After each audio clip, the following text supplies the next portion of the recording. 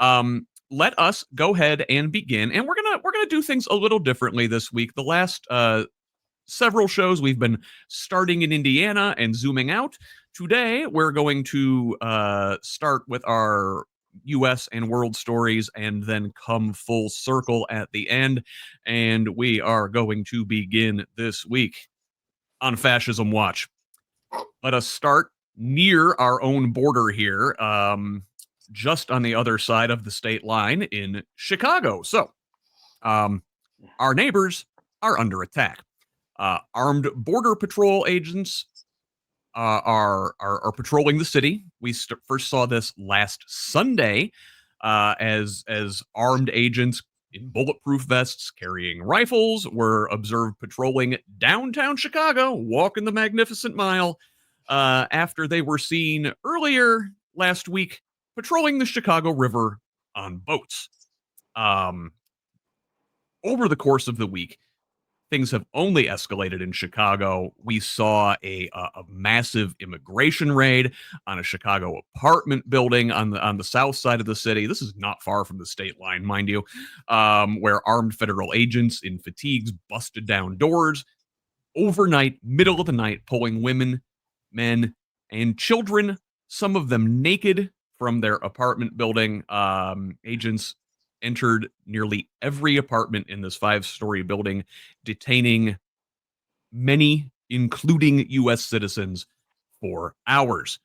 Also in Chicago, in the suburbs, Homeland Security Secretary Kristi Noem herself led a raid in Elgin, which detained one U.S. citizen, among others. Helicopters, flashbangs, bright lights, and yeah, Noem herself banging down the door with a battering ram. Cosplay Barbie in full effect. So let us start there and talk about a couple of those things. There is some more Chicago stuff. Oh, and I do need to mention, I was talking to our good friend Tracy Martin up in Northwest Indiana. She lives on Munster, right on the other side of the state line, and she says people up there in the region are just as just as on edge as folks in the city. These raids are bleeding over into Hammond, Whiting, East Chicago. Massive Latino presence in East Chicago. For those of you who do not know, it is a majority Hispanic city. So, all right, let's talk about Chicago here for a second. This is a city I love. Let's begin with Derek. Derek, what are your thoughts on what looks like an occupation of an American city? It's completely ridiculous. I mean, we've come to a point where people are turning in their neighbors because they're looking for that little bonus that, ICE will give them. And sorry. And, I mean, kids, children, women, men being dragged out of their apartments, not even being asked, if they're citizens or not, and the ICE agents not caring. Have we gotten to the point where we're going to be walking down the street and you're going to hear someone say, "Do you have your papers?" I mean, we already are. We saw this in Los Angeles not that long ago, where was this the Supreme Court? And I'm going to have to fact check myself here before I post this later. But they basically said, "Oh yeah, it's okay. It's okay to go ahead and racially profile people." Yeah, it's horrible. I love Chicago too, and yeah, it's completely insane what's going on right now up there. And who knows when it may hit down here next. Yeah. This is fascism in our streets. Before we went live, Blythe, I think you said this reminded you of Iraq. It truly does. And I'm going to backtrack a little so I don't forget to say this, because anybody who's paying attention to this, anyone who is part of fighting back against this, regardless of political view, if you are a candidate, if you're involved with your local party, if you're involved with a local organization like Indivisible, if you're just listening and sharing information, you are part of this service to our country, because clearly our elected officials and likely our military aren't going to fix this. We are. So thank those of you who are in this with us and experiencing this trauma. But yeah, it feels, and Charles and I were talking about this yesterday. It feels a lot like being in Iraq because I don't know who my enemy is. If they don't have their red hat on, I do not know if they want to kill me or not. Some of those people are my family, and we don't know where the next attack is going to come. And it's starting to, I laugh because it's so sad. Like, this is the thing that we're going to look back on in history books, and our children be like, there's no way that happened. Kind of like we did with the Holocaust. Like, how the fuck did this happen? And it's real. This is real story. This is real life. This is real trauma. And we are all going to have PTSD from this, whether you agree with my beliefs or not. This is traumatizing to be part of.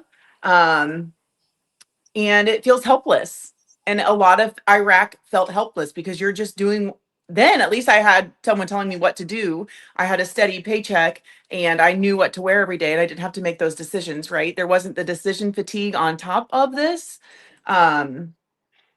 There's anxiety, there's an uncertainty, and it's scary, and it feels like fashion trends, right? It starts in California and Chicago, and then it's gonna make its way here. It will be here. Well, yeah. I mean, and listen, we're shortly here. We're talking about another city where they're up to this thing already. And listen, it's not just troops in the streets. Like, so they're also using other ways to attack the cities, and so I've got this. This is from the Chicago Sun-Times.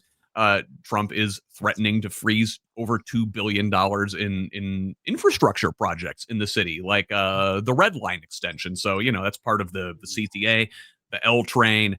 The Red Line's the one run right up 94 there where you're coming into the city, right through the heart of town. And the White House on Friday said it is going to withhold $2.1 billion in funding for these projects as Trump escalates his fight with the city and follows through on his threat to punish Democrats over the government shutdown. We'll talk about the shutdown. So, Charles, I want to talk about sort of this angle here. The shutdown, again, which we will talk about more, it seems like it might be an in. While the rest of the government can't do anything, the executive is going to take everything into his hands. And you have, the budget director, Russell Vought, the architect of Project 2025, using this as a opportunity to wield financial and funding weapons in addition to actual weapons. Yeah, very true. And I want to kind of, I'm going to kind of take a key from Blythe here that these things that they're doing, this withholding of congressionally authorized funds, is not in the executive's purview. He does not have that authority to do that, and so that has to be resonated and called out every single time.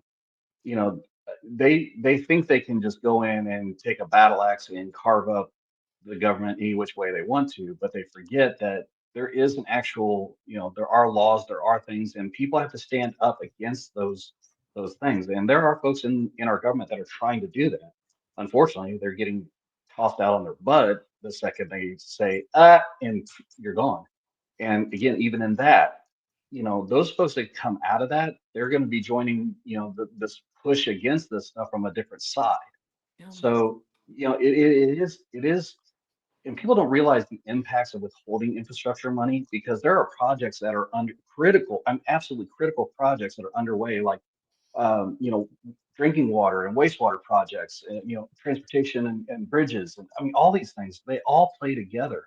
And it's not just that he's punishing the left, he's actually punishing everybody. And that's another part of this conversation that gets lost is, oh, we're handing it to the libs. Well, I hate to tell you, it's not just the left that gets hurt by these things. I mean, it is literally everybody. And yet it gets lost in the conversations as we go forward in this. I think we need to resonate the information with everybody that says, this isn't everybody thing. This isn't just a left thing or a right thing. This is an everybody thing. This is a whole country thing. This is who are we going to be? Who are we going to allow this to happen? Right? So yeah, it's completely illegal, immoral, and they're completely on the wrong. And I really tell you that is kind of the theme of today's show, right? Like, what kind of country are we? Uh, who's going to stand up and do something about this? And I do need to mention in passing, we just saw this morning, before we went live here, and Illinois Governor J.B. Pritzker said in a statement that the Trump administration intends to federalize 300 Illinois National Guard members after he was offered an ultimatum on troop deployment. A quote from the governor this morning: the Trump administration's Department of War, LOL, gave me an ultimatum: call up your troops or we will. The governor continued, it is absolutely outrageous and un-American to demand a governor send military troops within our own borders and against our will. End quote. The White House did later confirm those plans. Now, Chicago is not the only city being threatened with National Guard troops being federalized. So